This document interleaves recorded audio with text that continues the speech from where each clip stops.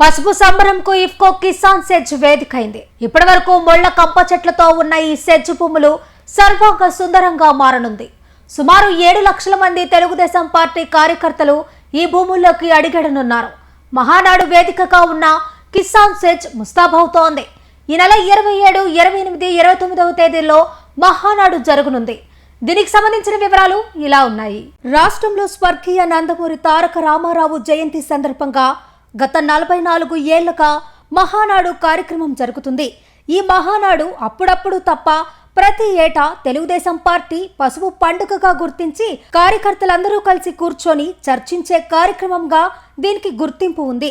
ముఖ్యమంత్రి మొదలుకొని సాధారణ కార్యకర్త వరకు ఈ మహానాడు వేదికగా ఎవరైనా గుర్తింపు పొందిన టీడీపీ కార్యకర్తలు వారి సమస్యలపై పార్టీలో చర్చించే అవకాశం ఈ మహానాడు కల్పిస్తుంది.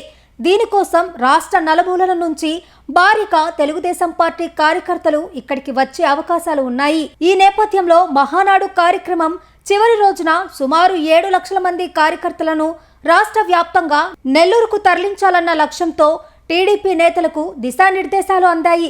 కార్యక్రమం కోవూరు నియోజకవర్గంలో జరుగుతున్న నేపథ్యంలో దీని భారం నెల్లూరు ఎంపీ వేమిరెడ్డి ప్రభాకర్ రెడ్డి, కోవూరు ఎమ్మెల్యే వేమిరెడ్డి ప్రశాంతిరెడ్డిపై పెట్టుకున్నట్టు తెలుస్తోంది. కోవూరు కేంద్రంగా జరిగే ఈ కార్యక్రమానికి 20 కోట్ల రూపాయల వరకు వేమిరెడ్డి దంపతులు వెచ్చించాలని నిర్ణయించినట్లు సమాచారం. 220 ఎకరాల ఈ ప్రాంగణానికి అన్ని రకాలైన రోడ్లు, అప్రోచ్లు, కార్ పార్కింగ్, వంటశాల, జనం వేచి ఉండేందుకు వాహనాల రాకపోకలకు రహదారులు నిర్మిస్తున్నారు. సుమారు ఈ ప్రాంగణంలో 100 డోజర్ల వరకు పని చేస్తున్నాయి. చదును చేసే కార్యక్రమానికి శ్రీకారం చుట్టాయి. జంగిల్ క్లియరెన్స్ జరుగుతున్నాయి. ఎత్తు పొలాలు సరిచేస్తున్నారు. ఈ ప్రాంగణం మొత్తం గ్రావెల్ ఉండడం వల్ల వర్షం వచ్చినా వెంటనే ఆరిపోయే విధంగా ఇసుకను ఈ మట్టిపై చల్లుతున్నారు. 2-3 రోజుల్లో ప్రాంగణం సిద్ధమయ్యే అవకాశం ఉంది. వస్తున్న అతిథులకు విడిది ఏర్పాట్లు ప్రాంగణంలో కొంత మేరకు సిద్ధం చేస్తున్నారు. 7 లక్షల మంది వరకు ఈ ప్రాంతానికి వచ్చే అవకాశం ఉన్నందున అవసరమైన మొబైల్ టాయిలెట్ ఇక్కడకు తీసుకురానున్నారు. ఈ నెల 17 నుంచి నేతల తాకిడి మరింత పెరిగే అవకాశం ఉన్నందున దీనికి అవసరమైన జర్మన్ షెడ్స్ నిర్మాణాన్ని చేపడుతున్నారు. ఈ నేపథ్యంలో మహానాడుకు సంబంధించిన వివిధ రకాలైన కమిటీలు కూడా ఏర్పాటు చేసే అవకాశం ఉంది.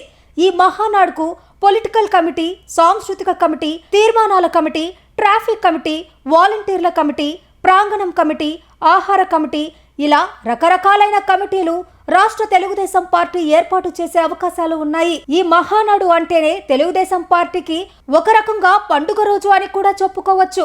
ఈ పండుగ 27, 28వ తేదీల్లో ప్రతినిధుల సమావేశంగా నిర్వహిస్తారు. 28వ తేదీ బహిరంగ సభ ఏర్పాటు చేయనున్నారు. రాష్ట్ర పార్టీ, రాష్ట్ర నాయకత్వానికి, జిల్లా నాయకత్వానికి ఎప్పటికప్పుడు ఆదేశాలు జారీ చేసే అవకాశాలు ఉన్నాయి. దీనికోసం ఉమ్మడి నెల్లూరు జిల్లాలోని 10 నియోజకవర్గాల్లో భారీ జన సమీకరణ చేసే అవకాశాలు ఉన్నాయి. కోవూరు నియోజకవర్గం నుంచే 60,000 మందిని ఈ ప్రాంగణానికి తరలించాలని నిర్ణయించుకున్నారు. పక్కనే ఉన్న కావలి 40,000, నెల్లూరు సిటీ, నెల్లూరు రూరల్ నియోజకవర్గాలు 50,000 చొప్పున జన సమీకరణ చేసే అవకాశాలు ఉన్నాయి.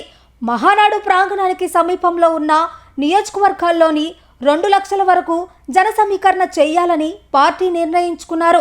జిల్లా వ్యాప్తంగా 5 లక్షల మందిని, ఇతర జిల్లాల నుంచి మరో 2 లక్షల మందిని తరలించే అవకాశాలు ఉన్నాయని అంచనా. ఇప్పటికే రాష్ట్రంలోని మంత్రులు, ఎమ్మెల్యే, ముఖ్యమంత్రి భద్రత దృష్ట్యా రాష్ట్ర డీజీపీ, జిల్లా కలెక్టర్, ఎస్పీ ఈ సభా ప్రాంగణంపై సమీక్ష జరిపారు. ఈ నేపథ్యంలో మహానాడు ప్రాంగణానికి జన సమీకరణకు వేగంగా పావులు కదుపుతున్నారు.